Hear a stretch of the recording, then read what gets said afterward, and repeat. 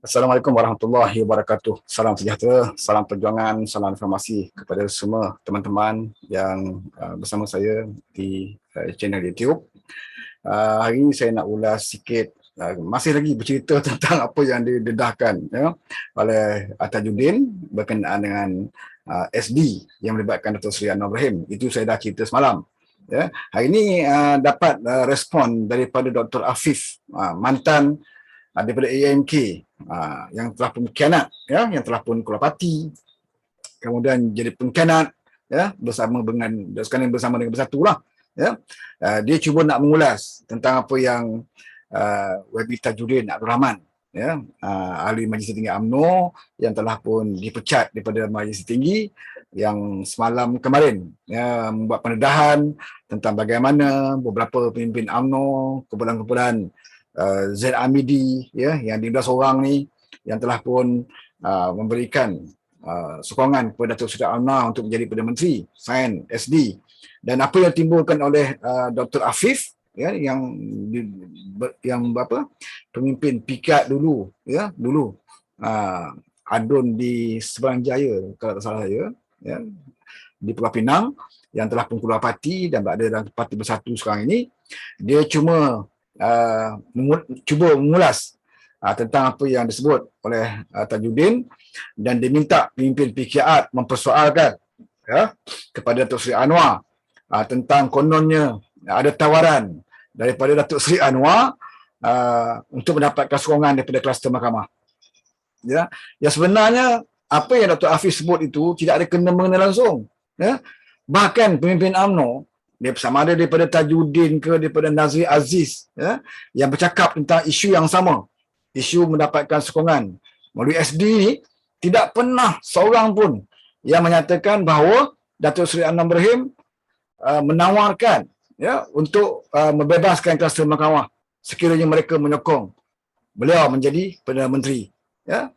Tak ada. Kalau saudara dengar daripada apa yang kenyataan dikeluarkan oleh Tajuddin 2 hari lepas, dan juga Nazri Aziz lepas itu, dan sebelum itu ada beberapa pimpinan UMNO juga bercakap tentang benda yang sama. Tidak ada seorang pun di kalangan UMNO yang menyatakan bahawa Datuk Seri Anwar Ibrahim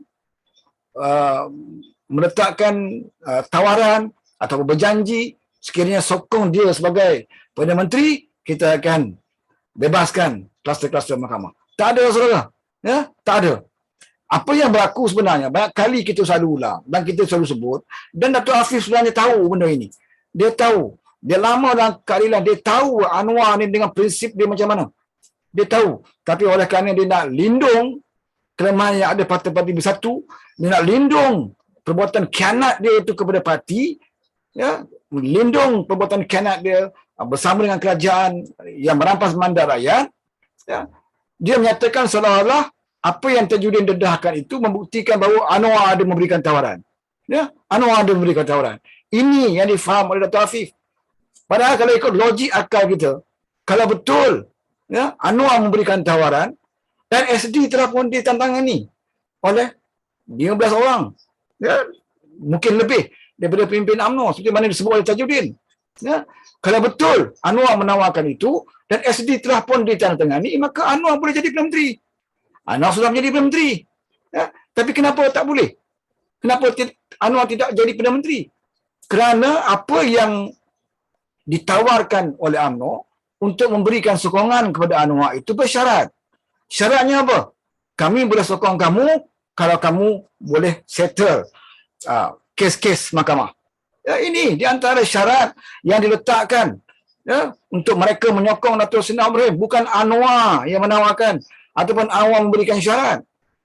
Pihak sana, pihak yang dah terdesak, pihak yang rasa diri mereka dah berdepan dengan kes-kes mahkamah.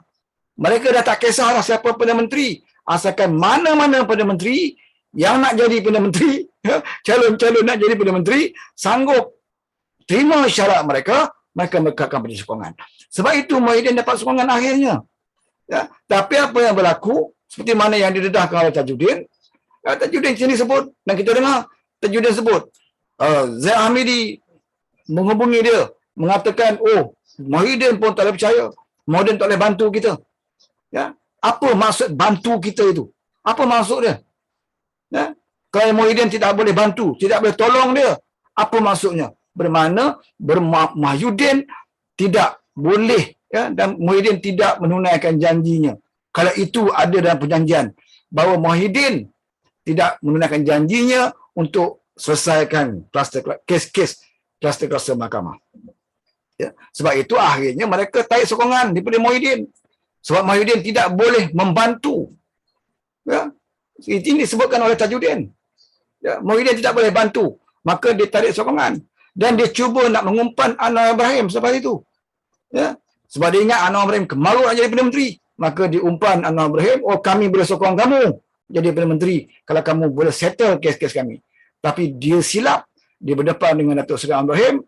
Maka apa yang dia inginkan, ya, tidak kecapaian. Dan Anwar sanggup tak jadi Perdana Menteri daripada menjadi Perdana Menteri untuk melepaskan kluster-kluster mahkamah ini. Sebab itu sokongan diberikan kemudian kepada Ismail Sabri. Dan sampai hari ini dia menekan Ismail Sabri. Kerana apa? Kerana Ismail Sabri tidak juga melayani kehendak mereka. Apa kehendak mereka? Iaitu membebaskan beberapa orang yang terlibat dalam kes kluster-kluster mahkamah. Terutamanya Najib, Zahid dan beberapa orang lagi, ya, yang terlibat dalam kes-kes mahkamah ini.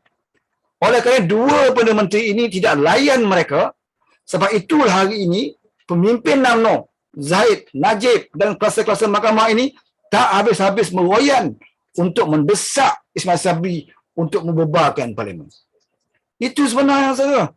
Ini Dr. Afif kena faham.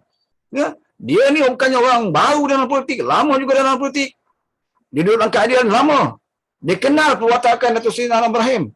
Dia tahu pengkhianatan itu berlaku oleh kerana siapa? Oleh kerana Presiden dia, Muhyiddin Yassin. Presiden parti dia bersatu. Ya. Harus ini yang patutnya dibersihkan oleh Dr. Afif. Dia kena terangkan kepada rakyat mengapa dia sanggup menjadi pengkhianat hanya kerana nak kepada jawatan. Ya. Dia harus persoalkan Muhyiddin Yassin. Ya, di dalam meeting Muhyiddin Yassin yang semua terdedah audionya, bagaimana ada scheme of thing, bagaimana kita dengan UMNO ni kita boleh settle, kita boleh beri jawatan menteri, JLC dan sebagainya. Ini yang telah pun viral dan terdedah. Kita dengar dalam meeting itu bagaimana mereka nak mengumpan, ya, UMNO dan PAS ini untuk menyokong Muhyiddin menjadi Perdana Menteri. Kita dengar semua ini. Dan Dr. Afif harus menjawab isu itu dulu. Persoalkan Presiden kamu, Muhyiddin Yassin. Ya, persoalkan apakah mesyuarat yang audio yang terdedah itu benar ataupun tidak. Ya, itu jelas. Dan persoalkan juga Presiden kamu, mengapa sanggup menjadi pengkhianat, ya, kepada kerajaan yang telah membantu dia setelah UMNO buang dia, UMNO pecat dia.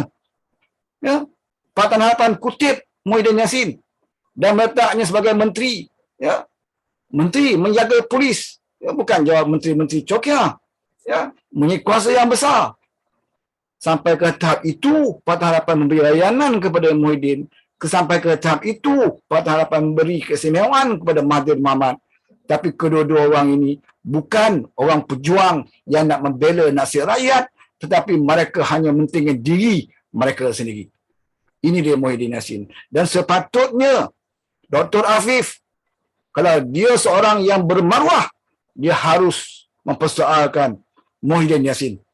Ya, apakah tawaran dan perjanjian rundingan dia bersama dengan kumpulan-kumpulan UMNO sebelum itu untuk menyokong dia jadi Perdana Menteri?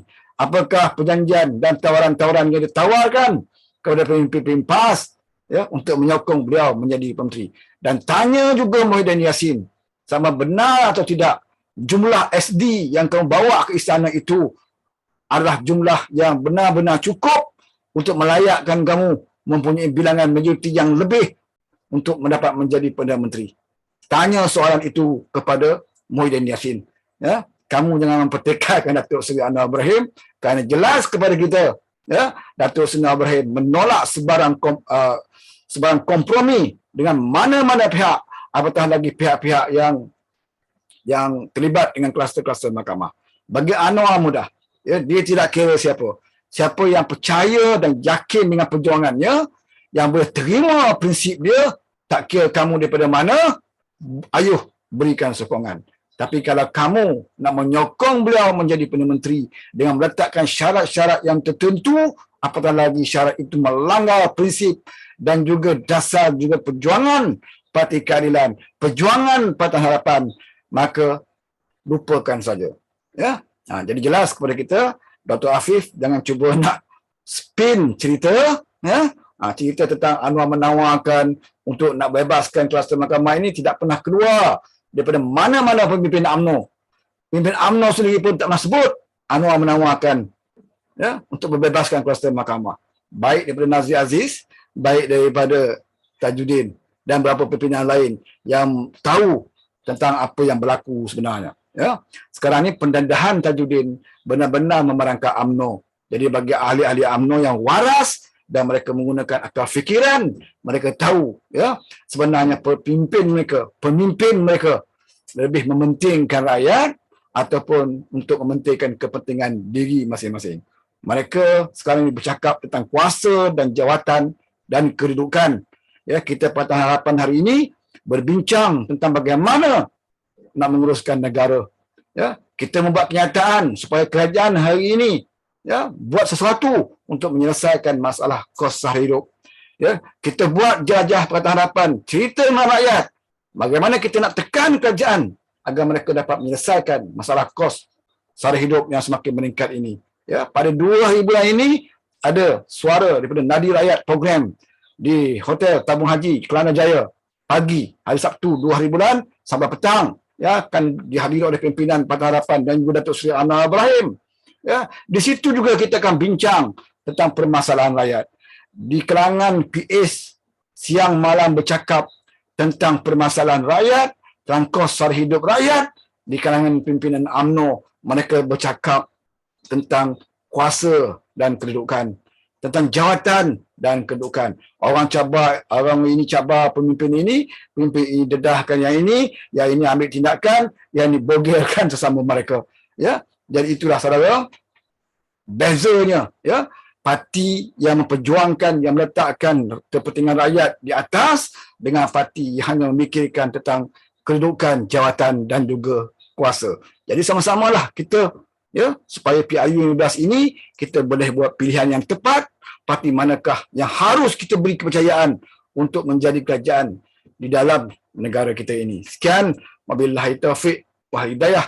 Wassalamualaikum warahmatullahi wabarakatuh.